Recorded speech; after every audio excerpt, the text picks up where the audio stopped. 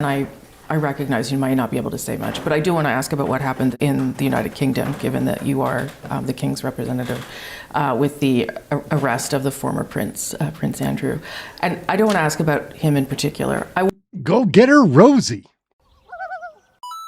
Oh, yeah. Let's get right into this one, guys. Our Governor General, Mary Simon, is a lush, and she really has nothing to offer Canadians. She's here with CBC propagandist hack Rosemary Barton. It's all made up. Anyhow. Just because it's all made up anyway. Look inside yourself, Rosemary. Let's get right into this. Watch two hacks going head to head. Let's get it going. Last month, a Canadian delegation, including the Governor General, visited Greenland to open a new Canadian consulate and support the territory amid threats from the U.S. president. Earlier, I sat down with the Governor General to discuss her trip to Greenland, the threats against the Arctic territory's sovereignty, and more. Governor General, thank you for making the time. Nice to see you again. Yes, nice to see you too. This past weekend at the Munich Security Conference, because the security of the Arctic is one of the hot topics right now, as you know. Denmark's Prime Minister said at that conference that Donald Trump remains intent on acquiring Greenland somehow. Are you concerned about the future of Greenland? I know you've been there many times in your various roles, including as ambassador to Denmark. Are you concerned about what the president has been saying about Greenland? Well, Greenlanders are very concerned about it, and I have a long-standing relationship with a lot of Greenlandic Inuit, and, they continue. Don't worry, gang. Mary Simon is on the case. Could I get a couple of lemon wedges with my martini, please? To be concerned, and I share their view, and I've told them that as a country, Canada, we are behind and supportive of Denmark and Greenland in their efforts to deal with the things that they've been dealing with for many years, which is partly a semi-autonomous part of Denmark now, and the way forward is to continue this dialogue between Greenland and Denmark, because it's them that has to decide what the future is for Greenland. I wondered, as an Inuit, what it felt like to hear those threats from Donald Trump about taking over a territory that is mostly Inuit people. I first thought about the Greenlandic Inuit and just tried to put myself in their shoes, see how what it was like to actually have that kind of a threat. She's a real thinker. Over your head, and it creates a lot of anxiety. It creates a lot of turmoil. Even now, even though the threat has kind of gone to the wayside a bit because of these discussions that are happening, people are still very worried that this could come back. So putting myself in their position, I would continue to be very concerned about it. What do you think it is about Greenland that is so appealing to this particular American president? Well, we've all heard it. It's the geopolitical location of Greenland, which is considered to be a strategic part of the NATO. It's considered to be, she says. She's allied wise. System, and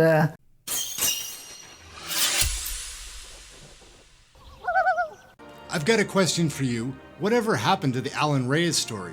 He's an orphan MP, used to be a Conservative, now he's an Independent, but for the last month he's been trying to break this Governor General scandal. Outrageous spending, and he's got numbers to back them up. I don't know where they come from, but he's got numbers. It's outrageous spending. We're going to be taking a look at the Governor General, what that role is, Alan Reyes, a little history there, and then actually what's been happening in Parliament and how the media is ignoring it. Let's take a closer look. The 30th and current Governor General of Canada is Mary Simon, who was sworn in on 26th of July in 2021. She's an Inuit leader from Nunavut in Quebec. Simon is the first Indigenous person to hold the office. She was nominated on July 6, 2021 to replace Julie Payette, who had resigned in January. Richard Wagner, the Chief Justice of Canada, had served as Administrator of the Government of Canada in the interim. Let's take a peek what the role includes, where it comes from, how it's chosen. The The King, on the advice of his Canadian Prime Minister, appoints a Governor General to carry on the Government of Canada in the King's name, performing most of his constitutional and ceremonial duties. Yes, so King Charles, on the advice of Prime Minister Trudeau, chose Mary Simon as the 30th Governor General of Canada for his ceremonial duties. That's it, really. It's kind of a BS position. So now let's take a quick look at Alan Reyes. He's an orphan MP, used to be a Conservative, now he's an Independent. How did that happen? Let's find out. Alan Reyes was first elected in 2015 as a Conservative for the Richmond-Athabasca area of Quebec. He remained a Conservative until 2022, when after Pierre Poilievre won the Conservative leadership race, he left the caucus. Said he couldn't see eye to eye with Pierre Poilievre. They had different views. Now we know a little bit about Mary Simon, the position of the Governor General, and a little bit about Alan Reyes. Let's get into the scandal. This broke a few weeks back. Alan Reyes brought this to Parliament during question period. The Honourable Member for Richmond-Athabasca. Mr. Speaker, after the Governor-General's lavish spending on international travel, we've learned her office spent over $117,000 on dry cleaning since 2018, an average of $1,800 per month. For fun, I did some calculations based on the going rate for these services. At the rates she's been spending, that's an average of 3 outfits a day, 365 days a year. Why doesn't the government cut her $33 million budget? What are they waiting for? Because she's clearly incapable of managing taxpayers' money seriously and responsibly. So he drops that bomb, $1,800 a month on dry cleaning for 3 years. That's a ridiculous amount of money, no doubt. The place got really quiet. Pascal Saint-Onge, the Minister of Canadian Heritage, had this little bit to say, and then it was over. Check it out. The Honourable Minister of Canadian Heritage. Mr. Speaker, the Governor-General has done important work for Canada. Obviously, we expect every dollar she spends to be done in a rigorous and conscientious way. Thank you. Well, this brings to the end of question period. We found it to be a really exciting story at the time, so we ran it, we made a video on it. It got some views, people liked it, but there was no major media covering this, and I was wondering when would the next time be that I'd hear about this story. Took a little while till Alan Reyes came back with more. Before we show the next clip, I want to mention that the first one took place on October 16th. That's when it started. The Honourable Member for Richmond-Athabasca. Mr. Speaker, every time we ask questions about the Governor-General's indecent spending, the government gets a little offended. They pay lip service, but nothing is done to change the culture of this institution. The Governor-General spends thousands on meals, alcoholic beverages, luxury hotels, trips, cleaning services, just to name a few. Imagine on a single plane trip, she even spent nearly $1,000 on slices of lime and lemon. You couldn't make this up. So I repeat my question to the government. Does the government intend to cut its $33 million budget because clearly it doesn't seem to be able to manage taxpayers' money seriously and responsibly? So October 16th, he drops the initial scandal, and then he follows up, this is October 30th. There's a lot going on here, guys. $1,800 a month for years on laundry, dry cleaning.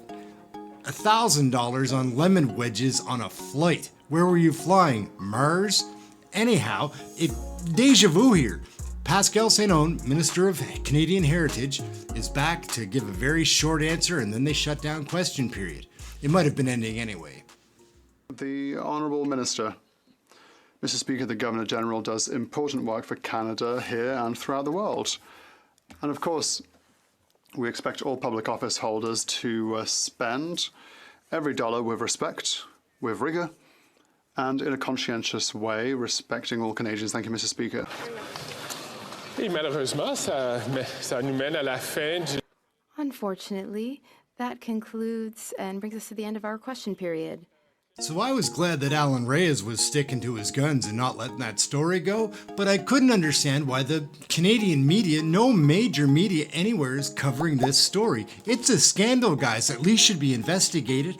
$1,000 on lemon wedges, $1,800 a month on dry cleaning, 3 years. It's scandalous, guys. So that's strange that the media is not touching this story. We ran it again and it was popular on this channel, but no major media is touching it. Alan Reyes, I kind of thought was just going to go away with this story, but he didn't. He came back with more. So let's take a peek at where the scandal is now and what Alan Reyes brought to Parliament again. So this is taking place on November 8th, just so you know, November 8th. Mr. Speaker, for weeks now, I've been asking questions about the Governor General's outrageous spending. Every time I get answers from ministers who feign offense and criticize reluctantly, but do nothing to change the ingrained culture of this institution. Meanwhile, GGs come and go, but the extravagant spending on meals, booze, luxury hotels, travel, and dry cleaning marches merrily along. So I ask the Prime Minister today, does his government intend to cut her $33 million budget? Because clearly she doesn't seem to be able to manage taxpayers' money carefully and responsibly. So for the third time, Alan Reyes brings his concerns about the Governor General's ludicrous spending to question period. But today, Justin Trudeau is in the House, so we'll get a straight answer about the Governor General's spending, won't we? The Right Honourable Prime Minister. Mr. Speaker, the Governor General, Mary Simon, is an upstanding, humane, caring person, and she plays an important role in our society and democracy. We will continue to see to it that her spending is managed appropriately, but the fact is she has a very important role for the stability and future of our democracy. Et malheureusement, Unfortunately. Oh, yeah. I think that, when you think back on how long I've been involved in the Arctic in the circumpolar region, these are things, people didn't even talk about the Arctic. It was just the Arctic peoples that actually talked about the Arctic. Yeah. And since, the conflict in different parts of the world and the geopolitics of what's now considered to be a very strategic part of our security matter, there's been a lot more discussion about Arctic issues, but our relationship goes a long way back. And part of my trip to Greenland, in addition to supporting the opening of the consulate, is to continue the working relationship that we have, the people-to-people relationship, because I always say sovereignty begins at home. And in the Arctic, there are scattered communities all over the Arctic. They are the permanent residents of the Arctic. So they help us as a country assert our sovereignty. And that is why I always feel that people-to-people connections, making sure that you're looking after your community so you have a better, healthier, thriving community. These are things that we have been working with Greenland on as Canadian Inuit, and including Alaska, and then Chukotka in Russia as well. My role, to me, in this type of role that I have as Governor General, is to bring that together even more. You also mentioned sovereignty, and sovereignty begins at home.